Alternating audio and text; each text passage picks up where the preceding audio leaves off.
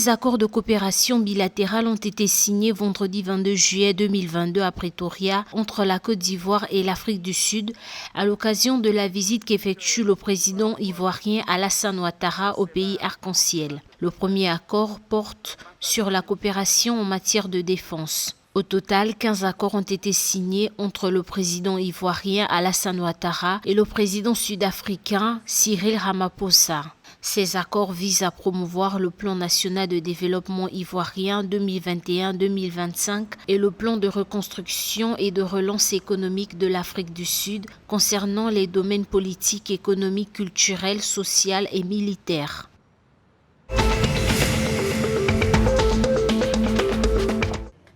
Au Bénin, les autorités locales sont privées de la prérogative de délivrance des certificats de résidence. Ce changement dans la procédure de délivrance des certificats ou attestations de résidence intervient en raison de la mise en œuvre des registres communaux. Le Bénin veut tourner la page de la période où un individu peut aller dans n'importe quelle localité du pays et se faire établir un certificat ou une attestation de résidence. Le mandataire délégué de l'Agence nationale d'identification des personnes, Cyril Goukbedji, a fait l'annonce.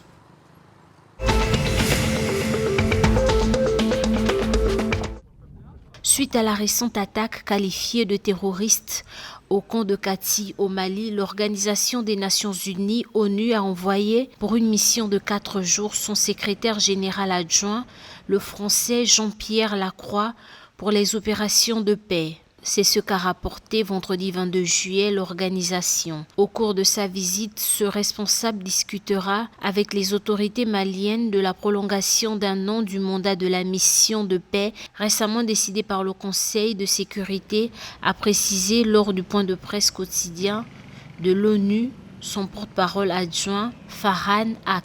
La dégradation des relations entre l'ONU et le Mali a encore été illustrée il y a quelques jours par l'expulsion du porte-parole de la MINUSMA, le Français Olivier Salgado.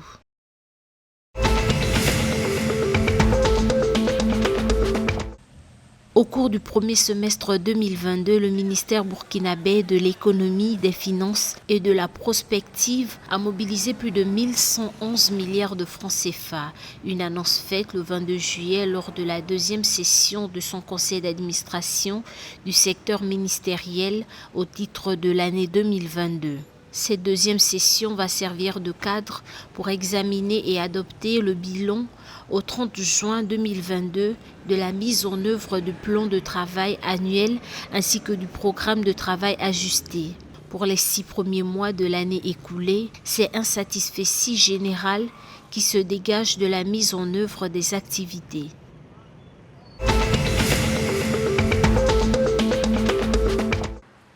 Dans le but de renforcer les capacités en matière de transport et de logistique en Afrique de l'Ouest, le Programme alimentaire mondial PAM des Nations Unies s'associe à des entreprises internationales pour construire un centre de formation international au métier du transport basé à Accra au Ghana. Ce centre permettra de transmettre une expertise nouvelle aux marchés locaux du transport afin qu'ils livrent des produits de première nécessité comme de la nourriture et des médicaments de manière plus efficace à travers la région. La construction du centre devrait débuter au plus tard au cours de l'année avec le soutien financier du gouvernement du Japon.